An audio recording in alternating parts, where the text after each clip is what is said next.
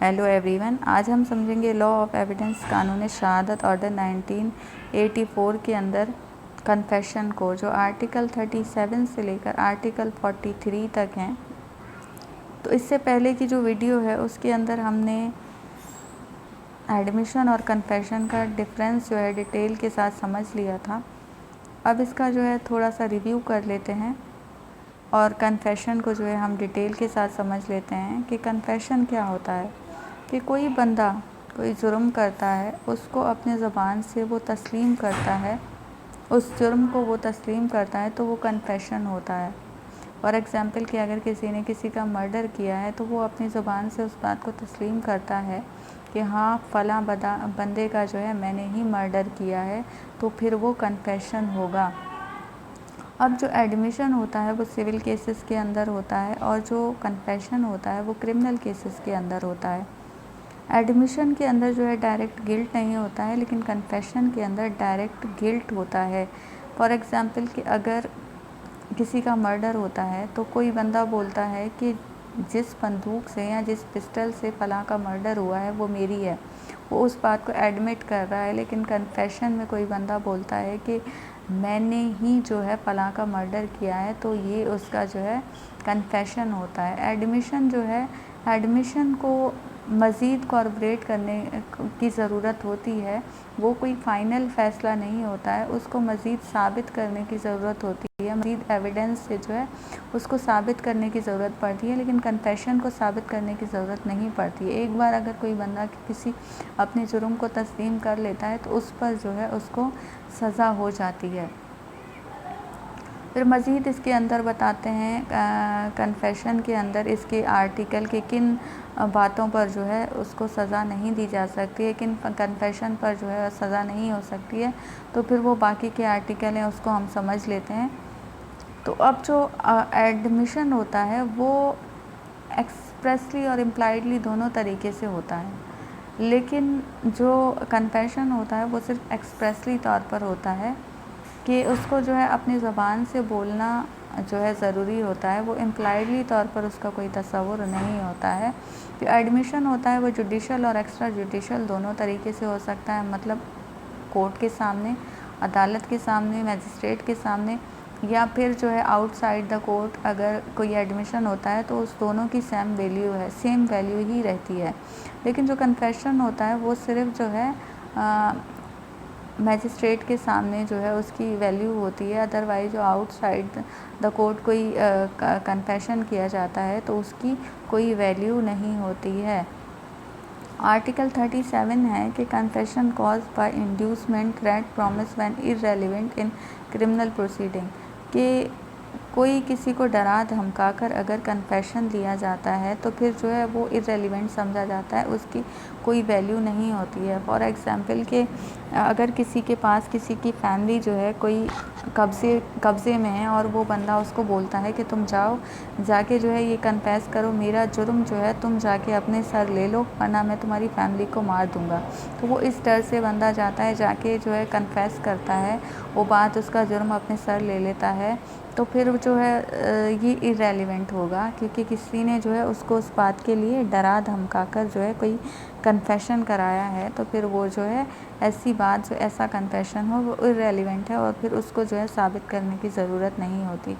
Article 38 है कि confession to police officer not to be prove, जो कन्फेशन पुलिस ऑफिसर के सामने किया जाता है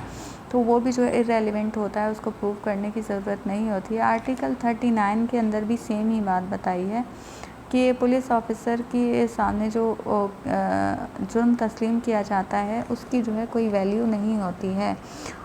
अब आर्टिकल 38 और 39 सेम ही है, उसमें सिर्फ इतना फ़र्क है कि आर्टिकल जो 39 है उसके अंदर बताया है कि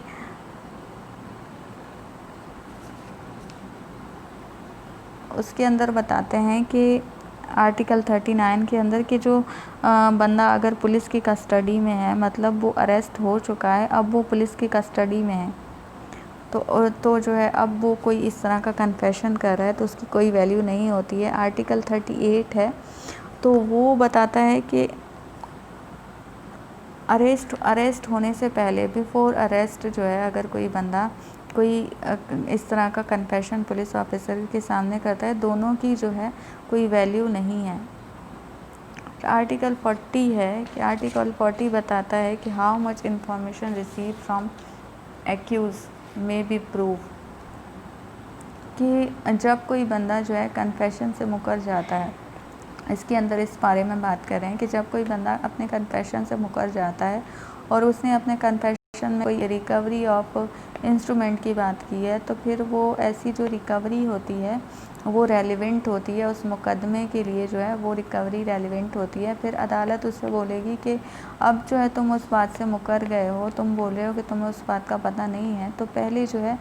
तुमने किस तरह से बोला कि उस रिकवरी के बारे में तुमने किस तरह से बताया है, वो रिकवरी वहीं से बरामद हुई है जहाँ से तुमने जहाँ का जो है तुमने पता दिया था। तो अब जो है तुम उस बात से मुकर रहे हो, तो किस तरह से अब तुम उस बात से मुकर रहे हो, फिर फर्दर उसको जो है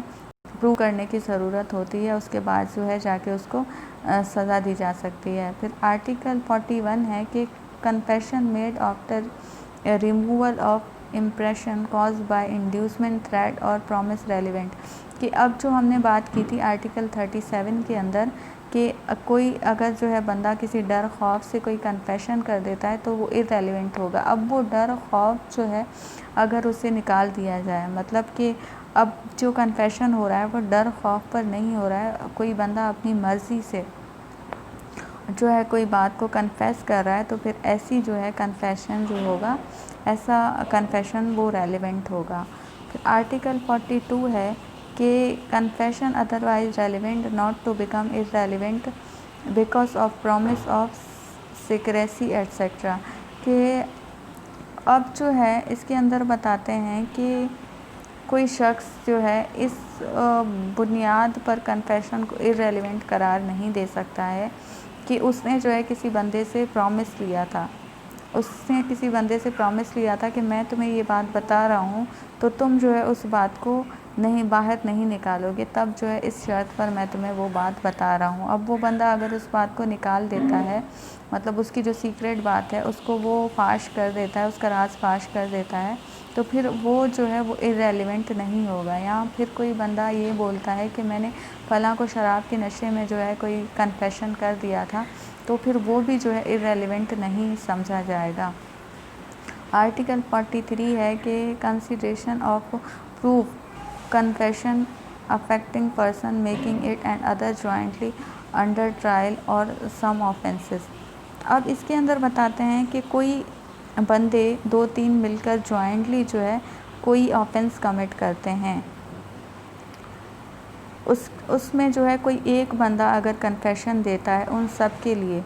कि फॉर एग्ज़ाम्पल कि कोई बोलता है कि हमने जो है किसी का मर्डर किया है। अब एक बंदा उनमें से फॉर एग्ज़ाम्पल कि ए है, फॉर एग्ज़ाम्पल ए है, ए, बी और सी, ये तीनों ही जो है किसी के मर्डर में मुलविस हैं, तीनों ने ही किसी का मर्डर किया है। अब ए जो है बोलता है कि हमने किसी का मर्डर किया है, ये दोनों जो है खामोश हैं, ये दोनों कुछ नहीं बोलते हैं, ये कन्फेशन नहीं करते हैं, कन्फेशन सिर्फ एक करता है, तो जो है सज़ा सिर्फ एक को ही दी जाएगी इस मामले में। हमने पहले जो है एक कॉम्प्लाइस में पढ़ा था कि अगर फरीक़े जुर्म जो मुजरिम होता है वो जो है किसी जुर्म को मान लेता है, अपने साथी मुजरिम के जुर्म को जो है मान लेता है, तो उन दोनों को उसके लिए सज़ा दी जाएगी। अगर उनमें से कोई एक भी मान लेता है तो फिर जो है उस सबको सज़ा दी जाएगी। लेकिन इसके अंदर आर्टिकल 43 जो है ऐसा नहीं बताता। आर्टिकल 43 बोलता है कि सिर्फ उसी पर्सन को जो है सज़ा मिलेगी जो है उस जुर्म का कन्फेशन करता है, सिर्फ उसी को सज़ा मिलेगी। बाकी ये जो बी और सी हैं उनको जो है मज़ीद तफ्तीश के बाद जो है उस केस की तफ्तीश होगी, उसके बाद जो है उनको सज़ा दी जाएगी। तो आज का जो हमारा टॉपिक था फ्रेंड्स वो यहीं तक ही था। इससे रिलेटेड अगर कोई क्वेश्चन है तो आप मुझसे कमेंट बॉक्स में पूछ सकते हैं। तो मिलते हैं नेक्स्ट वीडियो में।